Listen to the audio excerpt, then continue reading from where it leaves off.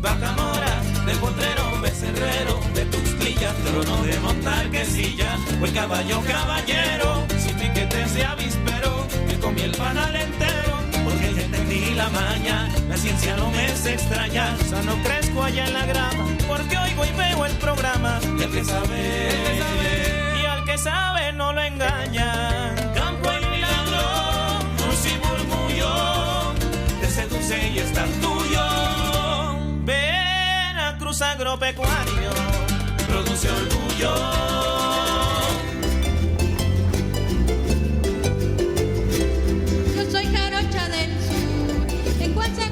Yo soy jarocha del centro, yo soy jarocha del mundo, soy jarochilanga, me llamo Isela Pacheco y a nombre de todo el equipo que hace posible este programa, le damos la bienvenida a una emisión más de Veracruz Agropecuario. Hoy contamos con la gratísima presencia del ingeniero Joaquín Becerra Zabaleta, que nos acompaña en la co-conducción de este programa y siempre es un honor tenerlo en esta su casa. Inge, ¿cómo está?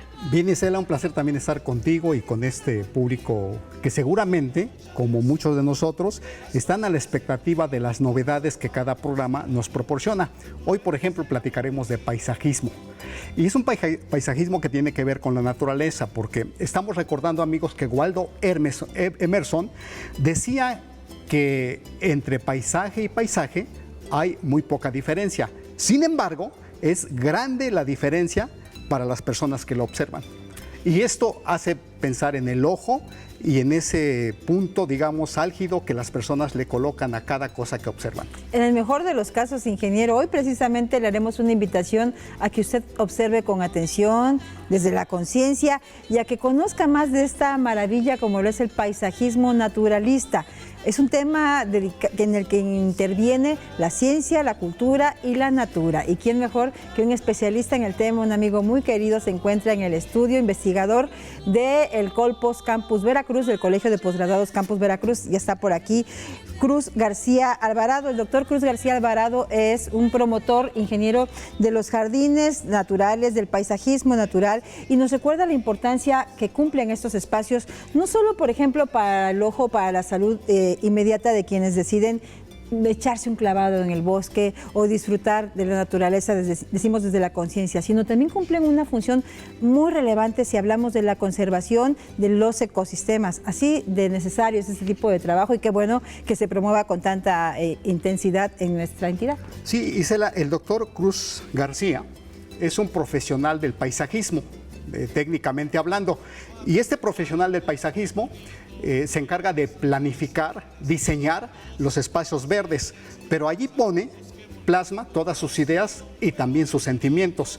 De modo que cuando pensamos en paisajismo, pensamos en las piedras que no deben moverse, en las cosas que deben, digamos, taparse, que no deben ser tan dominantes, y también pensamos en aquellos organismos micro que casi no vemos, los del suelo y también los polinizadores que son tan esenciales para que la diversidad vegetal persista. Exacto, ingeniero. Y además el paisajismo naturalista no tiene que ser una ocurrencia humana o a consideración del hombre o la mujer, sino tiene que ser con base en el entorno, en la naturaleza, respetando los endemismos. Las especies introducidas han pasado un saldo muy alto si hablamos de pérdida de biodiversidad, y es parte de las reflexiones que tendremos en esta emisión especial de Veracruz Agropecuaria. Sí, Isela, ya veremos por qué se requiere suficiente ética ambiental para poder mejorar las cosas, no hacerlo, digamos, como tú comentabas, Isela, al trancazo.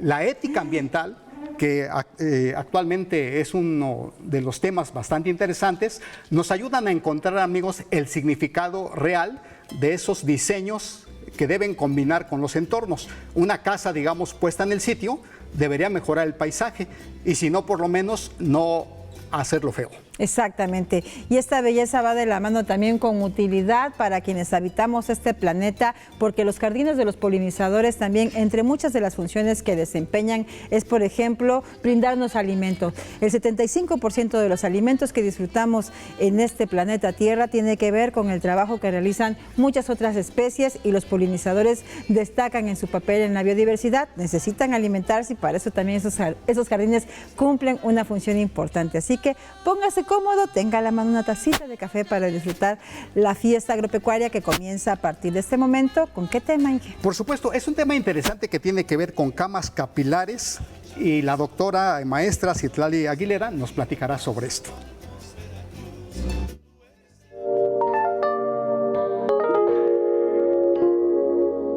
Hola, ¿qué tal? Les voy a hablar sobre las camas de acción capilar que tenemos en el Invernadero Escuela Siembra UV, un proyecto que se dedica a la comunicación y a la formación para la sustentabilidad del Centro Ecodiálogo de la Universidad Veracruzana. Y en esta ocasión que vamos a hablar sobre las camas de acción capilar, nos estamos enfocando en esta técnica porque ahorra agua y ahorra suelo, dos de los recursos naturales más importantes a la hora de hablar sobre agricultura sostenible. Y esta técnica es de verdad una belleza. Lo que nosotros buscamos para ahorrar agua es generar una estructura contenedora de este insumo hídrico que permita que la podamos volver a aprovechar. En la agricultura convencional nosotros regamos nuestras plantas, nuestro cultivo, y esa agua la perdemos por infiltración y porque las plantas se lo beben. Y en esta técnica, en las camas capilares, lo que hacemos es colocar los primeros 30 centímetros del fondo de nuestra cama un contenedor o un almacén de agua, y como el agua es líquida, entonces colocamos grava. La grava nos va a ayudar a colocar después una capa permeable, y en este sentido nosotros estamos aprovechando la malla antiáfidos que nos sobró de la estructura de nuestro invernadero, pero ustedes pueden ocupar también una malla que sea, por ejemplo, malla mosquitera, o incluso algo que ustedes puedan reutilizar. Después de esta malla permeable, colocamos otros 25 o 30 centímetros de suelo, de tierra, y ahí es donde nosotros vamos a sembrar nuestras plantas. El caso es que esta técnica se llama cama de acción capilar por el principio fisiológico que tienen todas las plantas, que es la capilaridad. Es la forma en la que las raíces absorben el agua para poderla llevar hasta las hojas más grandes de ellas mismas. Entonces, nosotros vamos a sembrar una planta y la raíz va a ir buscando el agua que está en el almacén de hasta abajo. Por eso es que es permeable. Necesitamos que pueda pasar el agua, pero al mismo tiempo que la tierra no se baje a este almacén. Otro de los beneficios es que el riego no lo hacemos por encima, como estamos acostumbrados. Se hace un riego profundo, y esto es a partir de un tubo. El tubo de PVC lo estamos aprovechando para eso. Nosotros lo destapamos y ahí colocamos el agua. Ese riego hace que nuestro almacén de agua siempre esté lleno para que las plantas lo aprovechen. Ahora, uno de los grandes inconvenientes que puede llegar a tener nuestra cama es que evidentemente las plantas que nosotros vayamos a sembrar pues van a aprovechar todos los minerales y los elementos que se encuentran en el suelo, y como es un contenedor aislado al entorno, posiblemente las plantas que nosotros vayamos a sembrar comiencen a tomar esos nutrientes y se encarezca la tierra. Nosotros lo resolvimos muy fácilmente. Primero, la poda que nosotros hacemos de las plantas y las hortalizas que cultivamos, esa poda la composteamos en otro espacio que tenemos en nuestro sistema. Ahí es donde colocamos lo que nos sobra del platanito que nos comimos, incluso pues si hay algún residuo orgánico, ahí lo colocamos. Además, le podemos añadir una población de lombrices para que ellas puedan acelerar este mecanismo de degradación de la materia y puedan ellas hacer también sus tuberías y que haya oxigenación en la parte del suelo. Esto hace que la técnica de acción capilar pueda ahorrarnos de un 40 hasta un 50% de agua. Y además, como las plantas son las encargadas de tomar el agua que ellas necesitan, puede llegar a ser bastante fácil y práctico por si no tenemos tiempo de nosotros regarlas. Esto quiere decir que a la semana, a las 2 semanas podemos volver a regar. No se tiene que hacer el riego todos los días. Y además, bueno, pues nosotros aquí tenemos una estructura hecha con bambú pero ustedes en casa lo pueden hacer con un pequeño bote de PET. Lo importante es que la planta que ustedes vayan a sembrar tenga el espacio suficiente para que sus raíces puedan penetrar. Quizá ahorita no se aprecie bien porque ya es una cama capilar bastante madura, pero el corte que nosotros hicimos por arriba es donde estaba evidentemente la boca de la tapa. Esta la cortamos y la volteamos y va más o menos a esta altura. Esta parte que quedó le colocamos también nuestra malla permeable, como nos sucede en un cultivo más grande. Entonces, abajo de esto tenemos la grava donde se llenó de agua y arriba ya colocamos la tierra para que esta selga esté aquí viva. Y el riego que nosotros hacemos, recuerden que en las camas capilares es profundo, lo hacemos con otra botella PET. Aquí nosotros regamos y llenamos de agua para que llegue al almacén que contiene la grava. Y si nos pasamos de agua, porque esa es una de las preguntas que siempre nos hacemos, colocamos desagües. Y eso sería todo.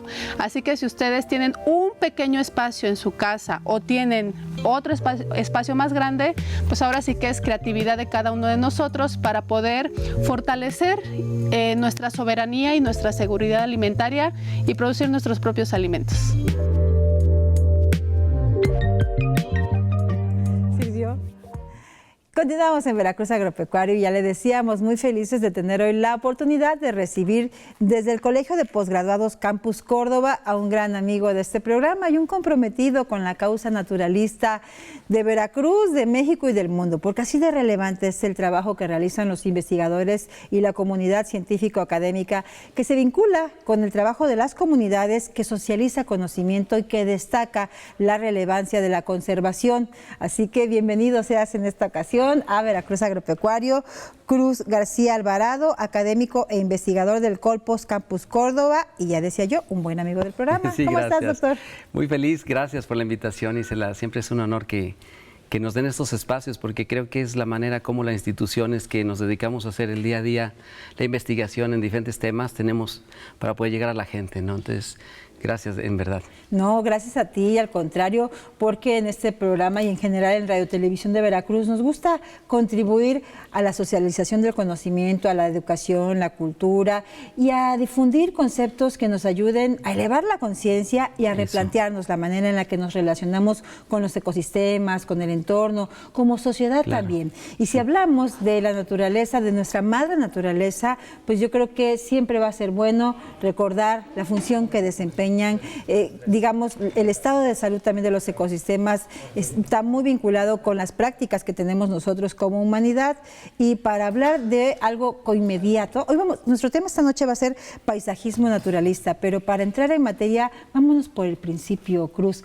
¿Qué es el paisaje? ¿Cómo lo defines? Oh, extraordinaria pregunta. Qué bueno que empiezas con eso.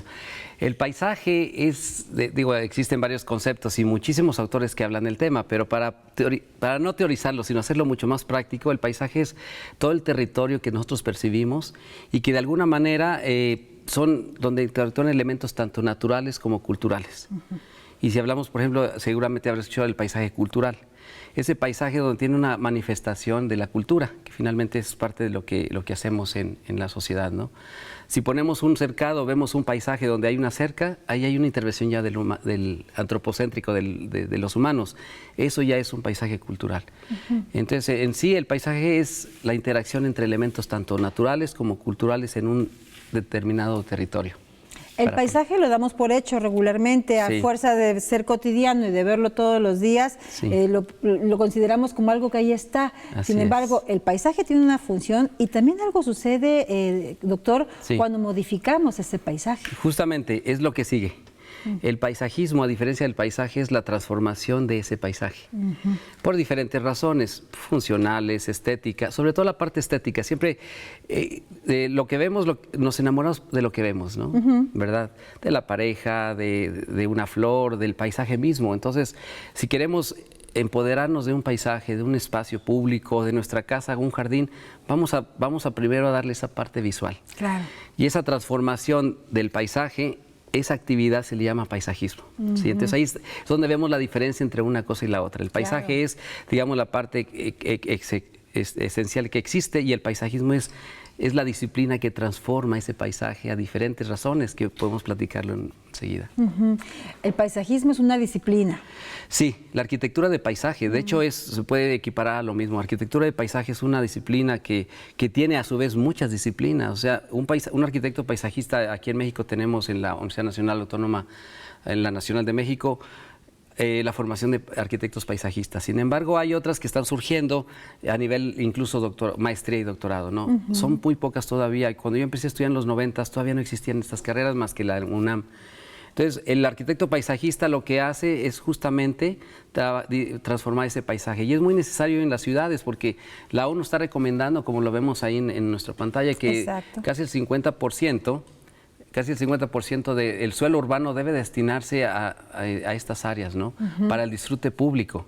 Claro. Sin embargo, ¿qué está pasando? Muchas de las ciudades y México en general tiene un 15%, como lo vemos ahí, casi el 16%, estamos un déficit. Tenemos que destinarle más espacios verdes, espacios públicos para que la gente disfrute, y ahí entran las áreas verdes como los parques, los jardines y los camellones también, ¿no? Claro, las azoteas verdes, las ¿no? azoteas Que también verdes, hay muchos. sí. Creo que la pandemia, por cierto, en algunas ciudades fue un respiro para la naturaleza de entrada, pues porque se detuvo la actividad humana, pero también hubo quienes se replantearon diseñar paisajes en su entorno, recuperar sus huertos, sus jardines y también estas azoteas verdes. ¿Existe en México un movimiento de paisajismo, Cruz? Sí, claro. Creo que todos estamos acostumbrados al paisajismo convencional, que es lo que vemos en las calles, vemos palmas, y yo ahí hablo de un término de antropizar cosas, o sea, tropicalizar cosas, ¿no? Traemos palmas, ambientes templados, por ejemplo, y eso creo que ha sido una situación que se puede mejorar. Entonces tenemos que adaptar especies como plantas y traerlas a los jardines, a los parques públicos, pero plantas nativas, plantas locales, que además traigan a su vez fauna favorable, como los polinizadores. Estamos hablando de las mariposas, las abejas solitarias, las avispas, los murciélagos, e incluso, ¿no?, los colibríes que tan emblemáticos y sobre todo muy empáticos. Todo el mundo nos encantan los colibríes, a quien no nos gusta, ¿no? Sin embargo, cuando hablamos de paisajismo naturalista, hay mucha gente que no le gusta.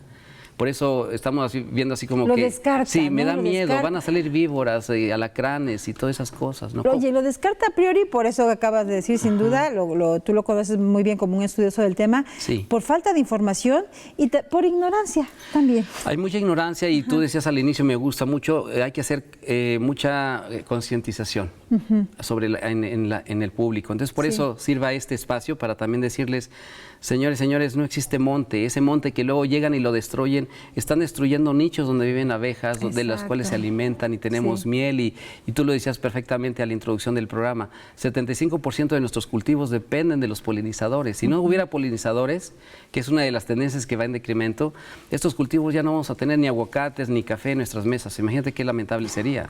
Sí, imagínense un mundo sin café. Exacto. Entonces, por eso estamos haciendo en el Colegio de Posgrados este tipo de jardines que sean para polinizadores.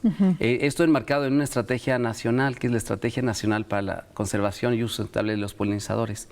Es una acción que implementó la Secretaría de Agricultura junto con la Secretaría de Medio Ambiente, y se ha unido la Secretaría de Educación Pública. Muy bien. ¿Por qué la sé? Porque es otra de los vectores para poder llegar a más gente, ¿no? A través de las escuelas, por ejemplo, ahorita existe un grupo que se llama Correo Real en Coahuila, no sé si los has escuchado. No, qué bonito maravillosos, nombre. De hecho, me gustaría que algún día los invitaran, porque hacen un trabajo extraordinario. Ahorita que está en el proceso de la mariposa monarca, que está viniendo a nuestro país, ellos llevan toda una observación, muchas observaciones de gente en los pueblitos, manda correos electrónicos, manda fotografías. Ahorita con el WhatsApp ya es una maravilla, pero esto está de décadas. La persona que se encargó de esto es Rocío Treviño en Coahuila, y esta señora desde hace, no sé, 40, 50 años, mandaba correos, la gente le mandaba correos de los pueblos más remotos, incluso los conserva las cartas. Tuve la fortuna de hablar hace como 2 semanas con ella. Qué bonito. Y es muy afortunado cómo se le da seguimiento a la mariposa monarca, ¿no? ¿Dónde entró? ¿Qué está haciendo? Aquí en Veracruz, por ejemplo, tenemos una población, se le dice que son residentes, o sea, no son de las que migran. Las que vienen del norte hasta acá son las Matusalén, que es una generación que se encargan de hacer todo ese recorrido, y aquí ya se regresan otras generaciones. Entonces, ahorita que me estoy entrando al tema de polinizadores, es tan apasionante. Sí.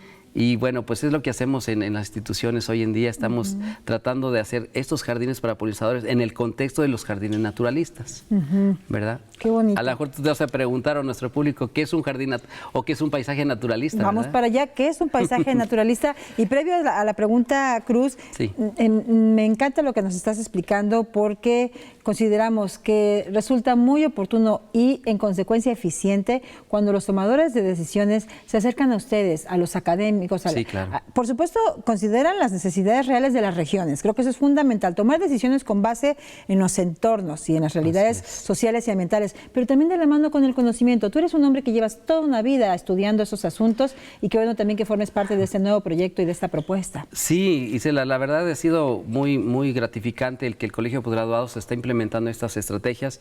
Primero, yo no era mi interés individual hace 2 años o 3 años. Cuando yo me involucré en esto, la verdad, me enamoré tanto del tema que ahorita, por ejemplo, mis tesistas, que tengo 5, están trabajando con este tema de polinizadores, monitoreo, cómo hacer jardines en los centros ecoturísticos, cómo traer flora nativa y todo lo que vemos, por ejemplo, estas imágenes. Un santuario, wow. Este es Oasis de las Flores, es el jardín que está atrás de mi casa, su casa, cuando gusten visitarme en Fortín de las Flores. Claro que ahí lo sí. tenemos, es un pequeño jardín de 105 metros cuadrados que está destinado exclusivamente para atraer polinizadores y es un jardín modelo para que lo podamos replicar en las ciudades, porque existía la duda, ¿cómo va a haber abejas en una ciudad, en medio de una colonia que es muy poblada? Y lo estamos teniendo y queremos que eso suceda para poder darles vida y hacemos visitas guiadas, van niños y talleres de arte donde también ellos pintan mariposas, fotografían y creo que esa es la parte que debemos de hacer como sociedad, como la academia no se debe quedar en tesis y escrito, Exacto. que se vaya a la práctica y eso es lo que nuestra maestría, que es una maestría de paisaje y turismo rural, tratamos de hacer que los estudiantes vayan y hagan este tipo de proyectos. Tenemos varios proyectos este año, uno en Misantla con unas señoras que ustedes las deben conocer, doña Julia, alguna vez estuvo con ustedes. Claro. Un grupo de mujeres emprendedoras que trabaja con el muicle, con plantas medicinales, con ellos hicimos una farmacia viviente. Sí, las recuerdo y muy también bien. tenemos desde luego aquí en Córdoba en otro jardín Papalot, que significa mariposa en náhuatl, que es un jardín también en un centro ecoturístico y donde estamos involucrando a la gente, al sector rural. Creo que el sector agropecuario debe también verlo, el turismo rural, como una alternativa. Sí, claro. No que sustituya la agricultura, fíjate, este es interesante, sino que sea complemento. Claro. Porque hay mucha gente que quiere visitar esos centros o gente de las ciudades que dice, oye, pues yo no sé, o mis hijos no saben de dónde viene la leche, ¿no? Viene de un Tetra Pak o de dónde viene. Del refrigerador. Exacto. Entonces la idea es que ellos visiten y ahora no solamente que vean actividades productivas, sino que también vean jardines para polinizadores como este y hagamos esa educación ambiental, sensibilización sobre la importancia que una mariposa, para que llegara a eso, debe pasar por crisálida, por un gusanito y que no los maten, porque a veces matamos los gusanos porque están peludos y te va a quemar, incluso dicen el término, ¿no? No, ellos van a ser una mariposa, ¿no? Eventualmente, ¿no? Sí. Entonces le enseñamos a los niños, ahorita tenemos la Feria Innovando, es una reunión científica en el Colegio de Posgraduados y ahí tenemos cientos de niños, tenemos desde ahorita en el mes de octubre nos visitaron y tuvimos muchísima gente justamente visitando de escuelas y nos piden que hagamos jardines, que cómo los asesoramos. Entonces estamos enseñándoles cómo diseñar desde principios de diseño hasta conocer la paleta vegetal, qué plantas son propicias para qué mariposas. Y es que es muy apasionante este mundo, Isela. Yo me encantaría que toda la gente que nos ve y nos escucha también se sumara a esta estrategia nacional para poder hacer más jardines. Y Veracruz, créeme lo que ha habido, a nivel nacional, Veracruz es de los que más respuesta hemos tenido. ¿En serio? Sí, eso lo ha dicho la responsable, la coordinadora de la ENCUS, que es la Estrategia Nacional para la Conservación y Uso Sustentable de los Polinizadores, la doctora Sol Ortiz. Veracruz nos pone porras, ¿eh? Así es de que yo se los digo porque en agosto inauguramos uno de los jardines. Sí, nos contaste. Y vine en aquella ocasión, gracias por la invitación también, inauguramos Santuario Poliniza y hemos tenido cientos de niños visitándonos. En octubre nos visitaron muchos, entonces queremos que esto continúe. Pero para eso tenemos que sumar esfuerzos, ¿verdad? Sin lugar a dudas. ¿Te ves en esos niños, Cruz? ¿Te ves esos niños y recuerdas a tu propio niño? Totalmente. De hecho, mi niño interior sale y retosa de felicidad cuando está en los jardines, ¿no? Sí. Entonces, a veces hacer ese jardín, yo puedo estar desde muy temprano hasta oscureciendo haciendo jardines. Ajá. Y me olvido del título, me olvido de los papeles, me olvido de la investigación, y con mi equipo de trabajo y mis estudiantes nos ponemos, nos embarramos las manos, pero es tan gratificante cuando ves los resultados. Sí, que nos encantaría que todas las escuelas lo hicieran, y ojalá que sumemos esfuerzos. Claro, todas las escuelas y todas las personas en nuestra propia casa y en nuestro paisaje inmediato podemos diseñar un jardín, podemos ser parte de este movimiento de paisajismo naturalista del cual seguiremos conversando al regreso de esta pausa promocional. Así que no le cambie, tenemos mucho más que disfrutar y que regocijarnos, como bien dice nuestro invitado, el doctor Cruz del Colpos Campus Córdoba, a través de Veracruz Agropecuaria. Así que pausa y volvemos. De las orillas del río Coatzacoalcos, Veracruz, tú eres el amor mío.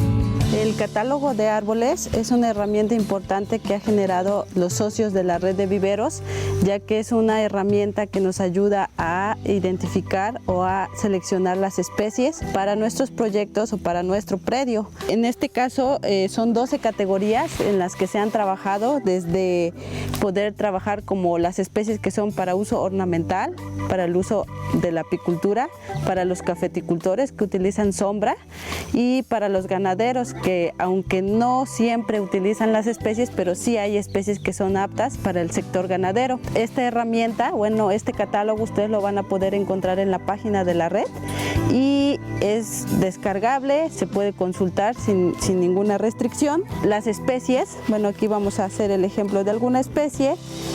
Podemos ver que de acuerdo a la fotografía del árbol, que principalmente es lo que queremos que la gente ubique cómo se va a ver el árbol en algún momento, y de este lado podemos ver el sector o la categoría en la que entra cada especie, ¿no? Esto te podrá ayudar a identificar perfectamente bien tus especies aptas para tu predio o para el proyecto que estés manejando en algún momento. Otra herramienta que hemos generado, de acuerdo a la experiencia, es son 3 calendarios anuales por diferentes regiones. Este calendario es de la zona templada, pero también hicimos uno para la zona fría y otro para la zona cálida. La idea de este calendario es plasmar puntualmente cuáles son los momentos adecuados para hacer los trabajos en el vivero. En este caso podemos observar que hay un periodo bien marcado donde se pueden hacer las recolectas de semillas, que eso es lo más importante en el tema del viverismo, porque si no tenemos semillas no podemos propagar especies. Entonces después viene la parte de la época de lluvias, que es el momento después de que recolectamos las semillas, cuando podemos poner a germinar nuestras plantas, y lo ideal es cuando podemos sacar nuestras plantas para sembrarlas o llevarlas a los sitios de reforestación. Y también la idea de esto es tener puntualmente claro cuándo son las heladas, cuándo cae granizo, cuándo son la época de secas y principalmente cuándo hay presencia de hongos, ¿no? Entonces con este calendario lo que queremos es prevenir todo esto en las diferentes regiones de los viveros que se puedan adaptar al clima. Para nosotros este calendario es importante porque si no lo usamos, como comúnmente pasa en los programas de reforestación, siempre ocurre que la semilla la quieren sembrar cuando es la época de lluvias, y obviamente cuando es la época de lluvias, que es el momento adecuado para sembrar, no están las plantas, entonces va desfasado este proceso. Entonces Si nosotros retomamos esto desde enero, que es un calendario anual, y lo podemos llevar conforme va el tiempo, obviamente vamos a poder tener nuestra planta en la época de lluvias, que es en julio, junio, y sin ningún problema. Entonces, esta herramienta es otra arma poderosa que nosotros creemos que es importante, porque tiene como diferentes puntos que el viverista, a pesar de todo, que en algunos puntos sí los considera, pero no así como en este calendario que está completo. Entonces, esperamos que esta información la puedan consultar, también está en la página de internet y son archivos descargables que igualmente no tienen ningún costo y que para nosotros sería excelente que la gente lo usara. Continuamos, amigos, en este programa de Veracruz Agropecuario, platicando de paisajismo naturalista. El paisajista es una persona que redacta, interpreta los sentimientos del entorno natural y luego tiene la gran encomienda de transmitirlos. Y no lo hace mejor el doctor que en esta ocasión nos acompaña, J. Cruz García Alvarado. Doctor, así es, ingeniero. Realmente Gracias. Es un verdadero arte, pero a la vez un reto ser paisajista. Sí, sí lo es, porque involucra muchísimas variables de controlar, ¿no? Y a veces es muy difícil, pero creo que el paisajista de formación, como arquitecto paisajista, debe ser una persona humilde. Digo la palabra humilde porque debe de interactuar con muchas disciplinas, desde el experto en suelos, el agrónomo, el biólogo, el botánico, el arquitecto mismo. Entonces creo que es una actividad multidisciplinar donde todos debemos de trabajar en equipo para hacer un proyecto realmente exitoso. Decíamos al inicio del programa que se requiere amplia ética ambiental. Definitivamente creo que la ética debe ser siempre, tanto en su actividad profesional como tal, pero también en la implementación en la realidad, ¿verdad? El compromiso con el medio ambiente, con la sociedad, creo que es muy relevante. Doctor, usted hizo estudios en Inglaterra. Sí. Y entiendo que hay muchos avances ya sobre el paisajismo.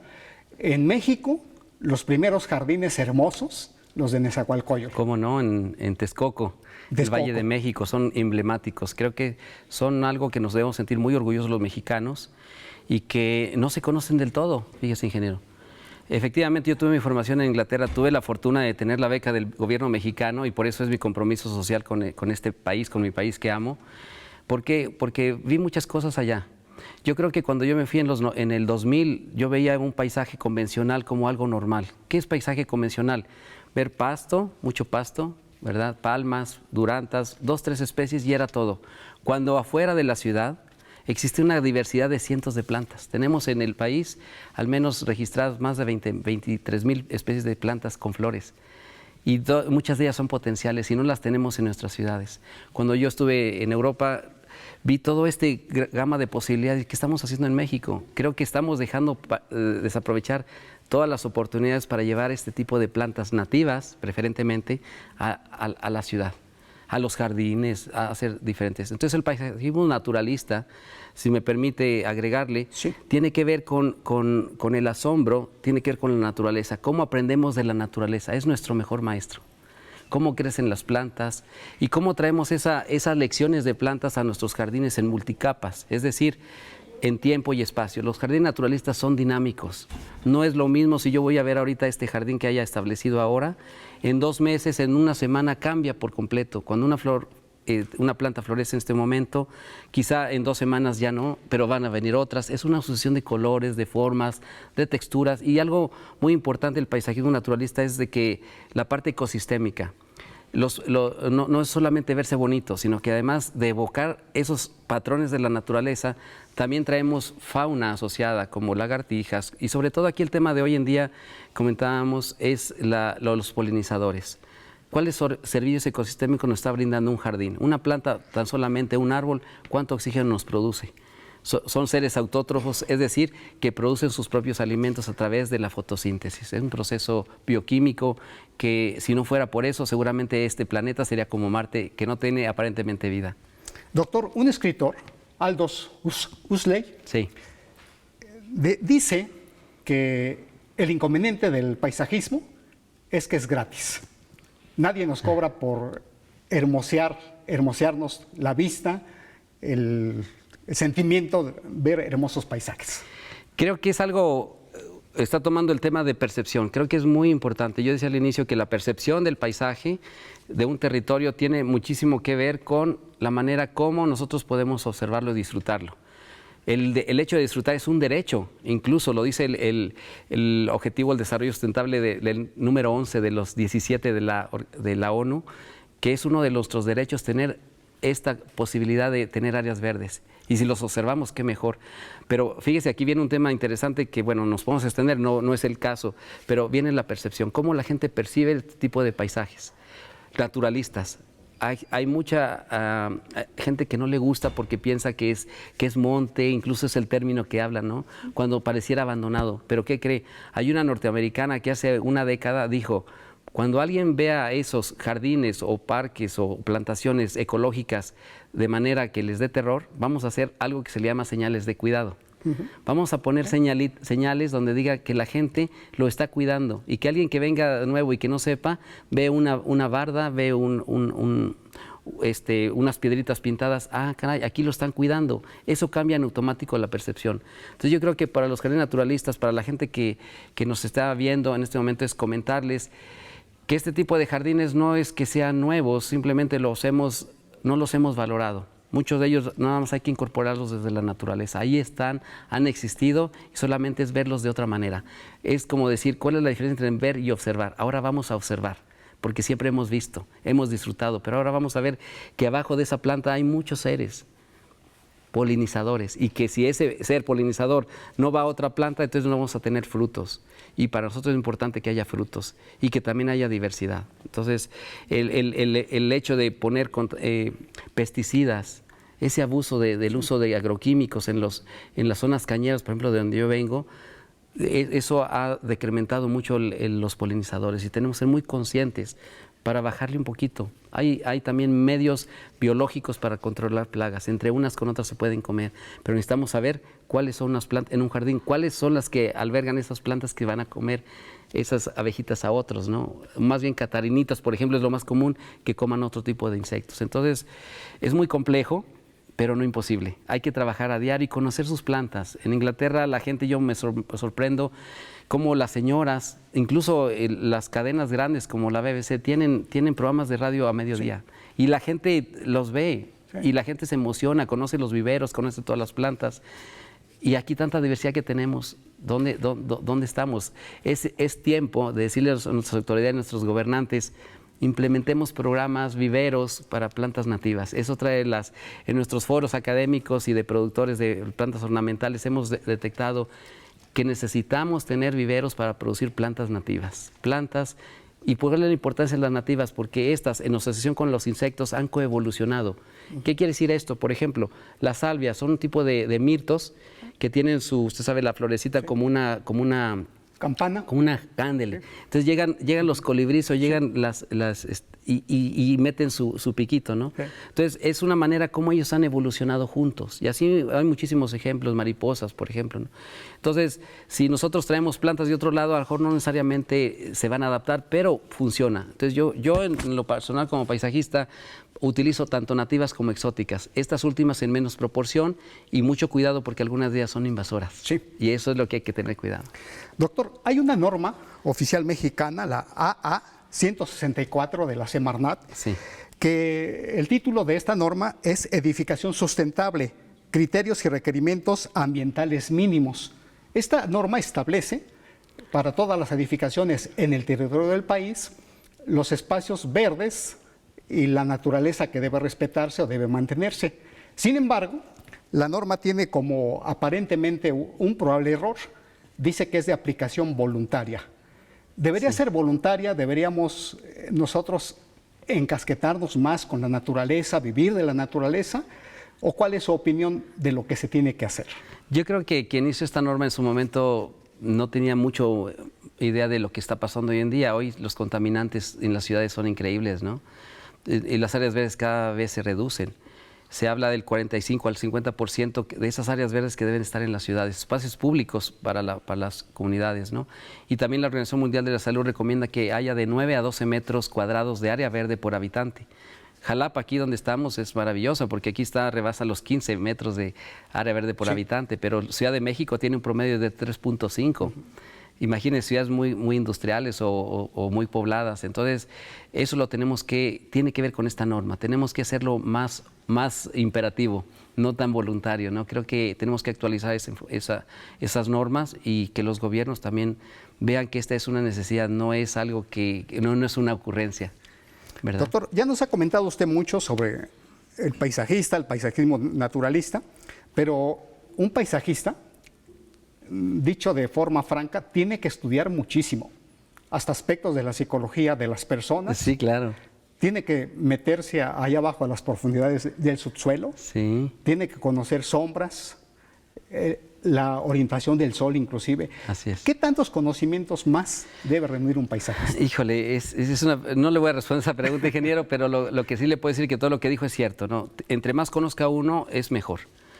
Pero lo que también le decía, o sea, no puede uno saber todo. Tiene uno que asociarse con los psicólogos, con los ambientalistas, con los agrónomos, etcétera, ¿no? Es un grupo. Pero si yo que me enfoco exclusivamente a diseño de plantaciones, sí, o sea, asociación de plantas, debo de conocer, por ejemplo, dentro de una comunidad de plantas, cuáles sus características, que son anuales, que son perennes, que profundizan, que... Requerimientos de agua. Exacto. O algunas de las plantas requieren, por ejemplo, sol pleno, otras sombra. Entonces, todas las características debemos de conocerlas para este tipo de diseños, ¿no? De jardines. Y pues ahí es donde diferenciamos que hay jardines que son muy estéticos y otros son jardines más ecosistémicos. Y ahí tenemos expertos. En Chile, por ejemplo, nos acaba de visitar apenas en octubre, tuvimos un simposio que hablábamos sobre paisajismo naturalista. Vinieron 3 chilenos expertos en el tema con otros mexicanos y interactuamos en Mexicali en un congreso y fue muy rico y ahí quedamos muy en claro y al público en general que el paisajismo naturalista no es solamente verse bonito, dinámico y que pareciera la naturaleza, sino que también lleva una serie de conocimientos que es el compromiso que debemos tener quienes estamos en esto, como usted lo dice, conocer lo más que se pueda en cuanto a las plantas, su comportamiento en tiempo y espacio, para que podamos predecir cómo van a funcionar en una ciudad. Imagínense que en la ciudad de Jalapa me digan, oye, diséñame el corredor de alguno de los camellones a un estilo naturalista, con plantas locales y para traer polinizadores. Hay técnicas muy interesantes y desde luego que los podemos diseñar, desde luego, pero no es fácil que tengamos el expertise de que lo haga. Por eso creo yo que debemos de seguir trabajando en estos conceptos, que se preparen, dar talleres, capacitación en qué es esto, ¿no? Y respetar endemismos, ¿no, doctor? Porque creo que me parece, si tengo bien el dato, por ahí de los 70, doctor, en este país, pues introdujeron muchas especies, y en otros, seguramente en otras décadas también, pero al día de hoy estamos padeciendo esta modificación de paisaje y climática que terminaron provocando estas especies introducidas. Así que siempre va a ser bueno acudir con los especialistas, conocer esta información, socializar este conocimiento para tomar decisiones con base en los requerimientos reales de las regiones, de los ecosistemas. De hecho, me da la pauta a compartirles a nuestro público que la flor nacional es la dalia.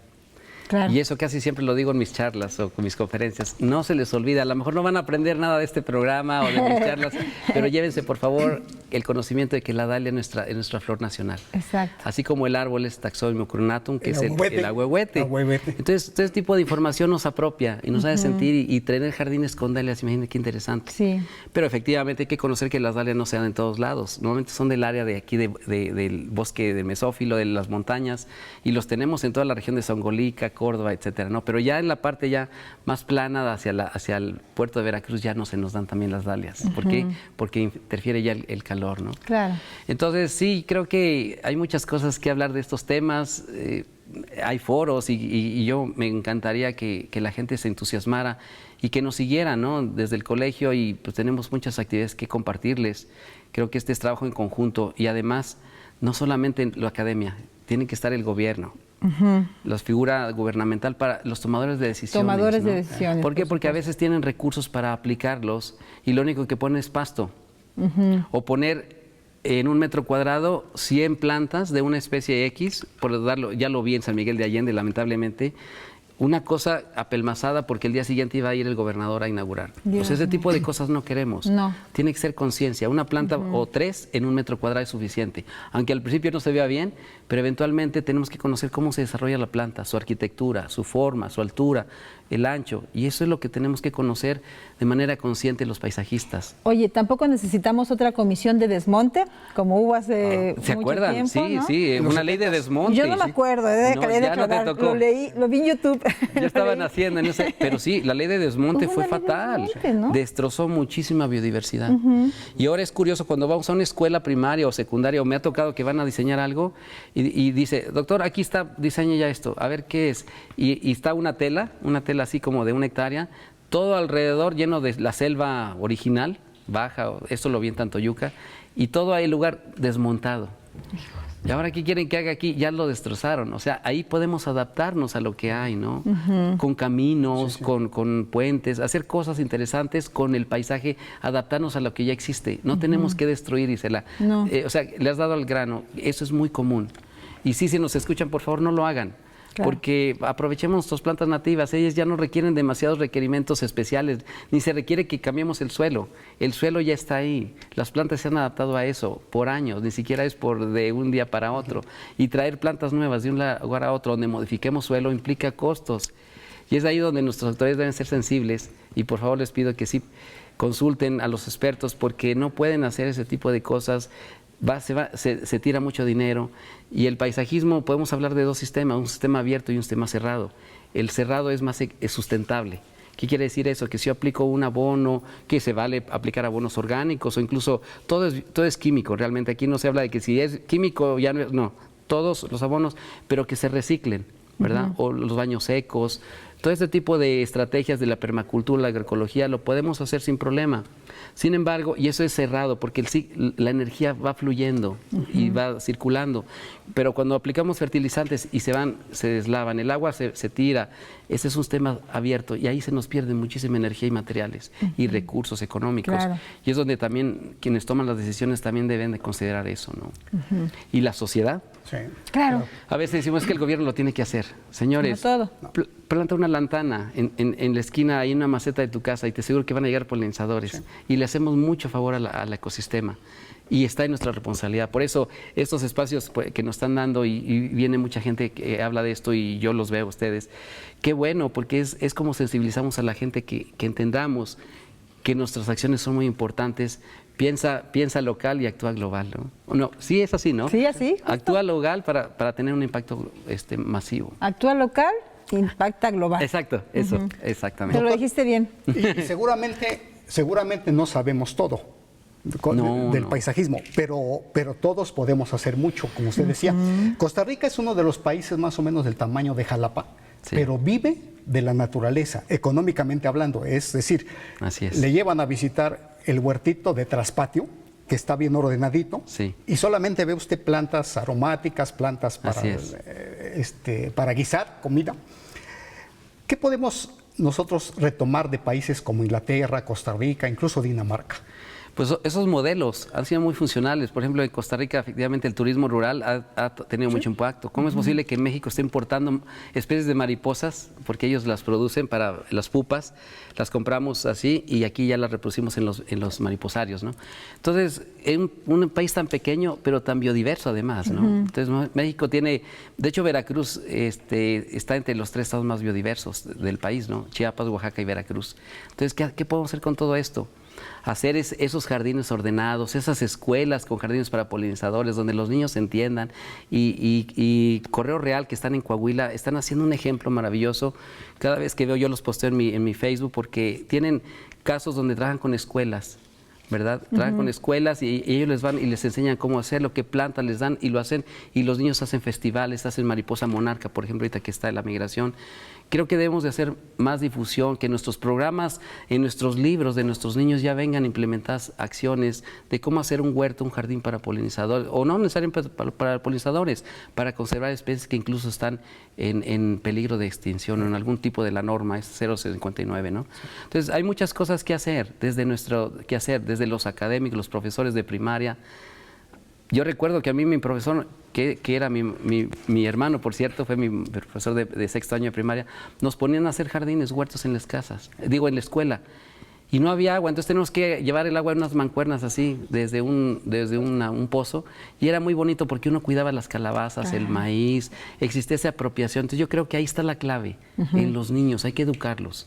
Y en la apropiación. ¿Y en dónde sucedió esto? En San Pedro de Ábrego, en Zacatecas. Es un pequeño poblado allá. ¿Tú eres de Zacatecas? Yo soy de Zacatecas. Yo juraba que tú eras un jarocho del mundo. Bueno, soy un zacatecano del mundo, yo creo más bien. Exacto, ¿no? universal. Ya vivo aquí ya tengo mi familia, sin embargo, pues me siento como que soy un residente más del mundo. Me encanta viajar, ando por muchos lados y tener la fortuna de conocer y tratar de implementar un poquito de esas cosas en esta cuestión local, ¿no? Sin duda. Doctor, en esta parte final, para las personas que quieran los servicios de usted, cómo asesorar, capacitarles, ¿cómo contactarlo usted? Sí, bueno, he dado varios cursos por YouTube que ahí me pueden seguir, ¿verdad? Uno de ellos ha tenido mucho éxito, tiene muchas vistas, que es diseño de jardines para polinizadores, me pueden buscar así en YouTube. Pero también mi correo electrónico, si les interesa, es jcruz@colpos.mx. ¿verdad? En la página del Colegio Campus Córdoba, en la maestría de Paisaje y Turismo Rural, donde hacemos todo este tipo de acciones y con gusto les asesoramos, damos capacitación, talleres o bien visitas que nos vayan a visitar a Santuario Poliniza, este jardín que tenemos, creo yo, bastante audiencia, o sea, interesados. Entonces, que nos contacten por ese medio sin problema. Y usted le pone todo el corazón y sobre todo transmite los sentimientos del paisaje para que otros los podamos percibir. Qué bueno, me da Felicidades. Me da mucho gusto, gracias. Eres un comprometido y un convencido de esta causa y te agradecemos que hoy la hagas expansiva a través de las cámaras y micrófonos de Radio Televisión de Veracruz. Enhorabuena por tu trabajo. Gracias al doctor Cruz García Alvarado, académico e investigador del Colpos Campus Córdoba. Saludos a tu comunidad académica y a tu familia, por supuesto, y gracias por ser parte de esta familia. Gracias, Veracruz Agropecuario, por el espacio, y hay que seguir trabajando y que se sumen a esto. Sin duda, pues muchas gracias. Y nos vamos, Inge. Por supuesto, Isela, a todos ustedes, amigos, recordarles que la vida también es un gran paisaje, buscamos el entorno y la geografía de nuestra propia vida, así que disfrutemos el paisaje de vivir. Eso, bravo. Buenas noches.